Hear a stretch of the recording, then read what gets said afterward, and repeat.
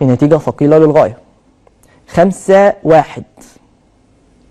5-1 من المنتخب المغربي، عشان تبقى نتيجة قاسية أخرى من المنتخب المغربي في فئة عمرية مختلفة بعد هزيمة الستة في دورة الألعاب الأولمبية. فهنا يعني إيه ده؟ 5-1.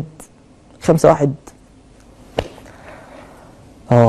الله العظيم، مشكلة، حاجة محزنة. 5-1 انت تتغلب 5 من المغرب في تصفيات افريقيا مواليد 2008، كارثه. العيال الصغيره دي في سنها الطبيعي خدت 5. هيوصل بيها الحال ان الصحف في المغرب والصفحات بتاعت اتحاد الكوره في المغرب تتريق عليها وتسخر مني. هتغلب 6 وهتغلب 5 وهتغلب مش عارف ايه. 5-1.